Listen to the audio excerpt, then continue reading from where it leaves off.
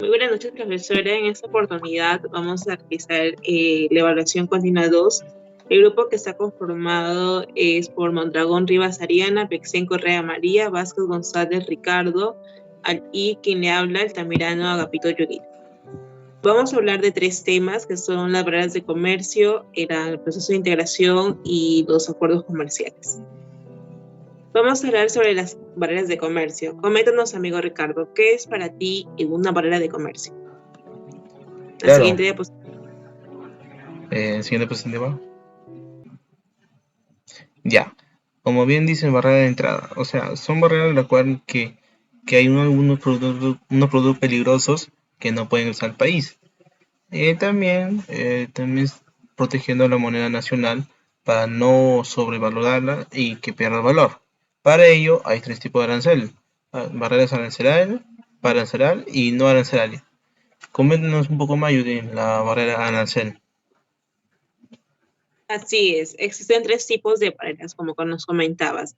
Bueno, yo les voy a hablar sobre las barreras arancelarias. Las barreras arancelarias son los derechos o impuestos, que son aranceles en sí, que deben pagar las empresas en las aduanas de entrada de la mercancía, tanto sea de una importación como de una exportación.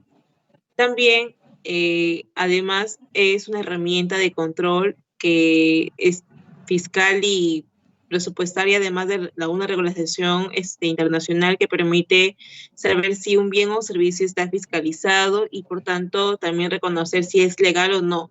Es decir, si bien es cierto, en muchos países las barreras arancelarias son un obstáculo para la entrada de una inversión extranjera directa y la llegada de capitales al país que hacen un lugar más atractivo para la inversión.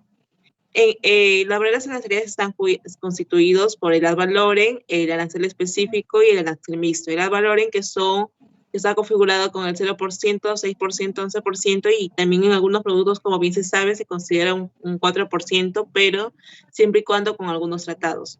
El arancel específico se calcula con una determinada cantidad de unidades monetarias y el arancel mixto es el que está compuesto por un arancel de ad valorem y un arancel específico.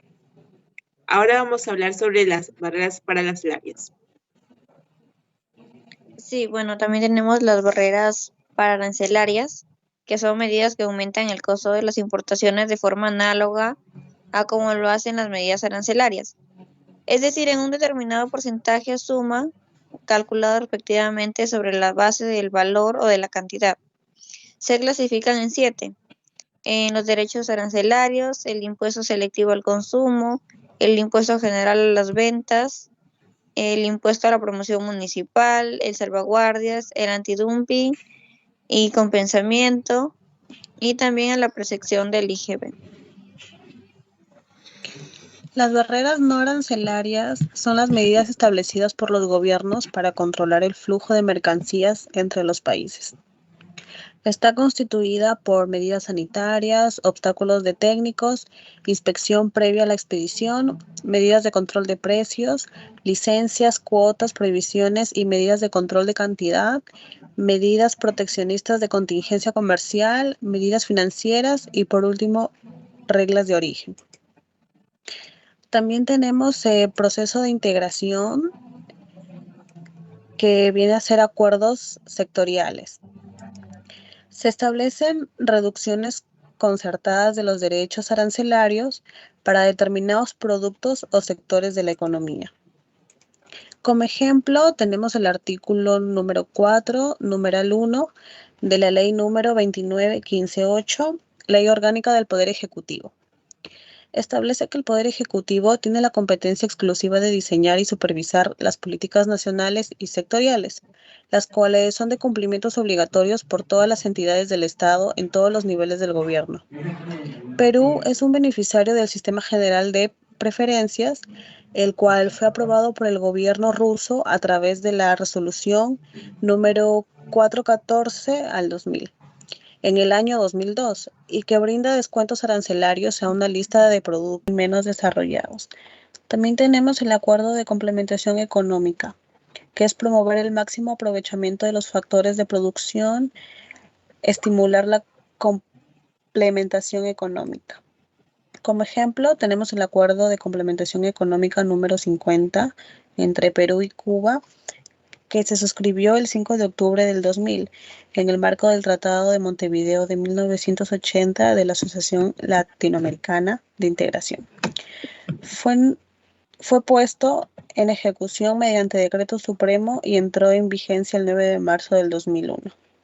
Bueno, también tenemos la zona de libre comercio, que se establecen en reducciones concertadas de derechos arancelarios para productos y servicios de los países.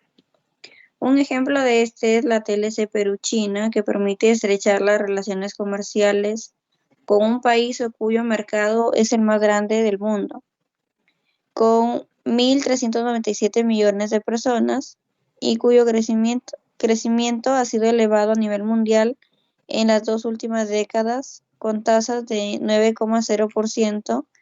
Esto ha sido en lo anual aproximadamente.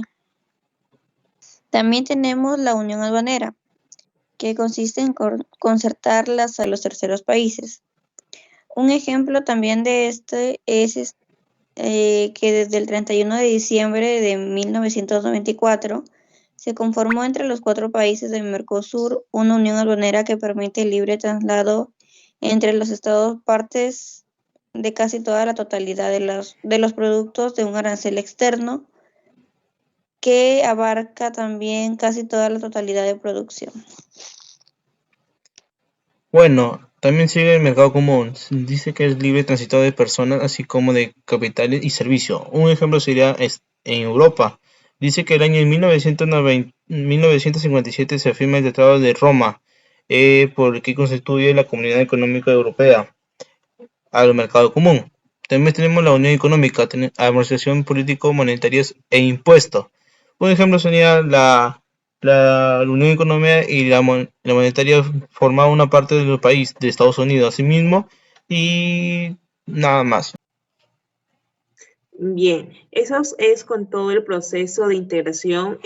Como bien se sabe, el proceso es voluntario, también gradual, y hacen en sí una entidad distinta, ya no de un país A o un país B, sino en este caso serían de otros países. El beneficio que tiene el proceso de integración es que existe una expansión de mercados, también hay un incremento de la competencia y las economías de escala. También hay un incremento de desarrollo económico y asimismo hay una disminución de precios internos de los productos. Bien, hablando sobre todo el proceso de integración, como bien se sabe, en la zona de libre comercio. La zona de libre comercio tenemos que tener en cuenta que siempre se van a ver una rebaja de arancel, va a haber una reducción de arancel a un 0%. También la unión aduanera viene a ser adicional a la libre circulación de personas, en este caso capital, mercancías. También tenemos el mercado común, que viene a ser un cobro de arancel a un país externo o un arancel externo común. Y unión económica, en este caso vamos a hablar, como su mismo nombre dice, una única moneda. Las políticas fiscales, también comunes y como también sociales. Y la integración social, integración total, viene a ser sobre un solo gobierno. Bien, esos son con todos los procesos del comercio, de la integración del comercio. Ahora sí vamos a hablar con las barreras arancelarias. Los acuerdos que existen, perdón.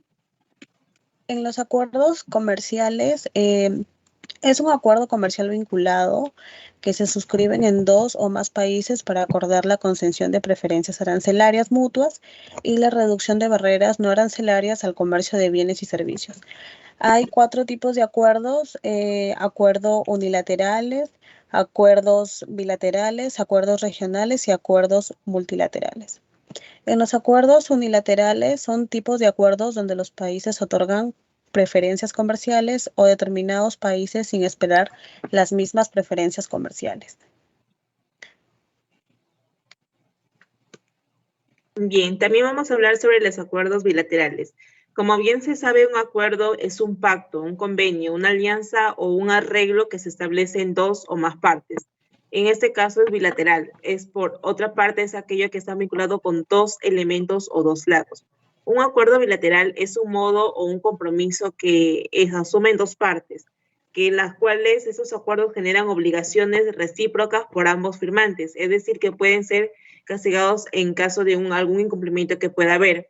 Es habitual que los acuerdos bilaterales sean establecidos entre dos países para así proporcionarse mutuamente ciertos beneficios financieros, tributarios, políticos o de otro tipo. Por ejemplo, si un país X establece un acuerdo bilateral con una nación Y para venderle automóviles sin abonar tasas arancelarias, a cambio de que la nación Y tiene que conseguir lo mismo para sus computadoras o ordenadores. En este caso, de este modo, el país X puede vender unas movilidades y le puede comprar en sí computadoras a la nación. Y también vienen a ser sobre las tasas arancelarias por este medio, como yo les comentaba, por algo que se dinamiza por operaciones comerciales entre ambos. Ahora sí vamos a hablar también sobre los acuerdos regionales. Coméntanos. Bueno, también tenemos los acuerdos regionales, que son tipos de acuerdos de integración entre países dentro de una región de tipo territorial o económica. Y ahí los acuerdos multilaterales son tipo de acuerdo más amplio que engloba una mayor cantidad de economías de uno o a otros países.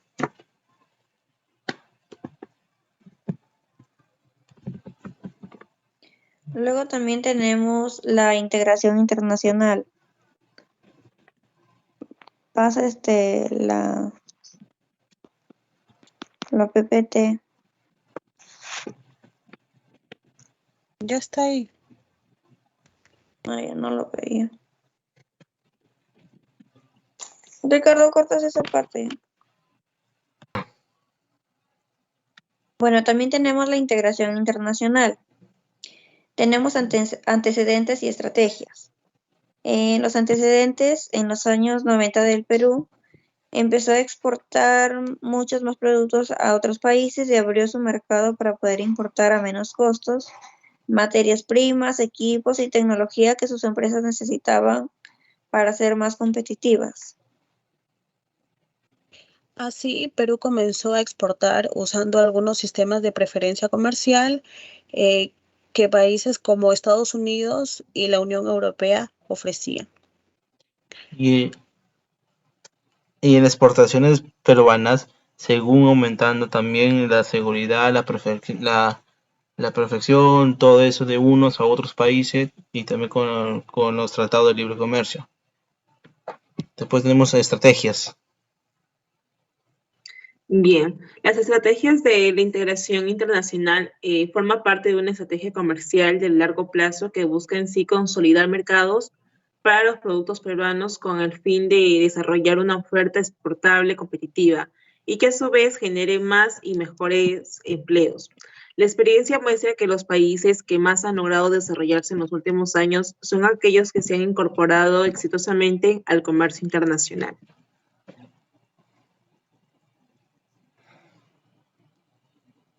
Bien, ahora vamos a ver qué acuerdos existan en vigencia con el Perú. Tenemos el acuerdo de la OMC, como pueden ver ahí es el listado, el acuerdo del Mercosur, el acuerdo con Cuba, con APEC, Chile, México, Estados Unidos, Canadá, Singapur, el acuerdo con China, con EFTA, con Corea del Sur, Tailandia, con Japón, el acuerdo con Panamá, también el acuerdo con la Unión Europea, el acuerdo con Costa Rica, con Venezuela, Alianza del Pacífico, con Honduras, con Australia y con el Reino Unido. También tenemos los otros acuerdos que están por entrar en vigencia. Coméntanos. Sí, también tenemos el de vigencia, que están en los acuerdos de Guatemala, del TPP, del CPTPP y de Brasil. En negociación tenemos programa NOJA, acuerdo TISA, acuerdo con El Salvador, acuerdo con Turquía, acuerdo con India y acuerdo con la Alianza del Pacífico.